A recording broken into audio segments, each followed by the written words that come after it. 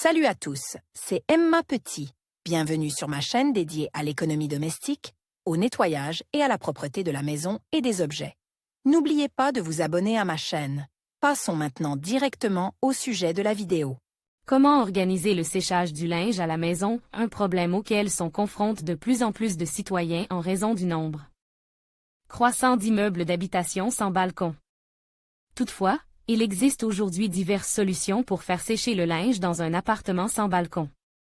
3 possibilités de séchage s'offrent aux habitants des immeubles de grande hauteur. L'achat d'un séchoir à linge adapte. Utilisation d'un appareil pour sécher les cheveux ou d'un radiateur plat. Séchage dans une machine à laver. Variété de séchoir à linge. Machine de séchage. Un appareil spécial pour le séchage du linge attire les consommateurs avec un maximum de commodité. Dans cette machine, vous pouvez mettre une quantité suffisamment importante de linge mouillé après le lavage et tout sécher littéralement en une demi-heure. Les machines spéciales présentent des inconvénients évidents. Il s'agit principalement de la dépense de fonds du budget du ménage pour l'achat et le fonctionnement. De plus, dans un petit appartement, il est difficile d'allouer l'espace nécessaire à la machine. Si votre logement n'est pas trop petit, vous pouvez placer le sèche-linge dans la salle de bain, le couloir ou la cuisine, ou le ranger dans un grand placard. Pour dissimuler l'appareil, les habitants utilisent des portes coulissantes, des cloisons ou des rideaux. Sèche-linge sur pied. Les sèche-linge pour linge suspendu sont beaucoup moins chers et plus compacts. Selon l'emplacement et le design, les appareils se distinguent: au sol, au plafond, montage mural, support de batterie, transformateur. Les séchoirs au sol méritent une attention particulière en raison de leur aspect esthétique et de leur faible encombrement.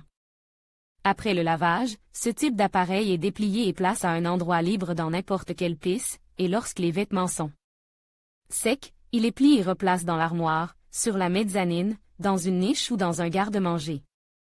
Un séchoir au sol peut contenir une charge de linge après un lavage dans une machine à laver standard. L'inconvénient d'un tel dispositif est, pour de nombreuses ménagères, la nécessité d'un dépliage-repliage régulier.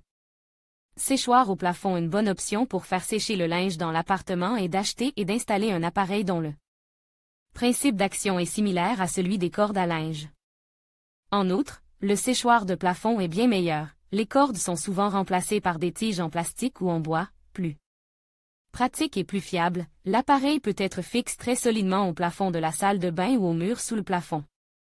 Il existe sur le marché des modèles technologiques équipés d'un mécanisme de levage, qui abaisse les cordes, tiges, ce qui permet de suspendre des objets sans avoir à monter sur un tabouret, et les relève ensuite à une hauteur où ils sèchent sans déranger personne. Le principal inconvénient des appareils de plafond avec mécanisme de levage est qu'ils sont coûteux et que, sans ce mécanisme, il faut monter et descendre sur un tabouret. En outre, dans la salle de bain, le linge séchera relativement longtemps en raison de l'humidité de l'air, et il n'est pas possible de placer un tel sèche-linge dans une autre pisse. Séchoirs muraux. Les appareils fixes au mur se divisent en plusieurs catégories: escamotables, à charnière, pliables. Certains d'entre eux peuvent être attribués au sèche-linge transformateur qui, une fois repli, n'empiète pas sur les précieux mètres carrés de la maison et ne gâche pas l'intérieur. La facilité de séchage et l'encombrement minimal sont les avantages évidents des constructions murales. En outre, le bricoleur peut fabriquer lui-même un tel appareil et économiser de l'argent.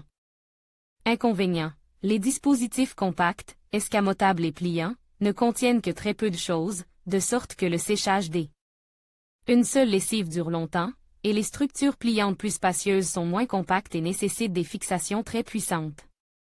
Support de batterie. Le séchoir à linge sur radiateur est temporairement fixe au radiateur de chauffage ou déplié sur celui-ci et accélérer considérablement le séchage du linge lave pendant la période de chauffage. Pendant que le linge suivant est lave dans la machine, le linge précédent est complètement ou presque complètement sec. Outre les avantages de la commodité et de la rapidité, il y a aussi un inconvénient: dans la plupart des régions russes, la période de chauffage dure au maximum 6 mois. Nous recommandons séchoir transformateur. Les transformateurs sont des appareils extrêmement compacts qui, sous leur forme pliée, peuvent également se fondre dans les éléments de l'intérieur. Ils font partie des séchoirs muraux et des séchoirs à batterie, ainsi que des appareils intégrés dans les meubles et se fondant avec eux ou servant d'ornement décoratif. Ils peuvent être fixes aux armoires et peuvent être glisses ou inclines, ou cachent dans l'armoire comme des tiroirs et peuvent être tires. Les avantages et les inconvénients des transformateurs sont les mêmes que pour la plupart des appareils muraux. Déshumidificateur d'air. Le déshumidificateur d'air est un appareil électrique innovant qui allie un confort d'utilisation maximal à la compacité de l'appareil utilise. Le principe d'utilisation de l'appareil pour le séchage du linge, retirer le linge de la machine à laver et l'étendre directement dans l'armoire, à sa place, en laissant les portes ouvertes. Placez le déshumidificateur près de l'armoire et mettez-le en marche. En absorbant l'humidité, l'appareil séchera le linge environ 3 fois plus vite qu'un étendoir à linge. Après utilisation, l'appareil est caché dans une armoire ou un garde-manger, où il prend très peu de place par rapport à un sèche-linge. L'inconvénient de ce type de sèche-linge est son coût élevé.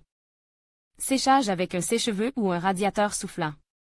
L'utilisation d'un sèche-cheveux ou d'un ventilateur de chauffage est également une possibilité réelle. Comment sécher des objets dans un appartement sans balcon.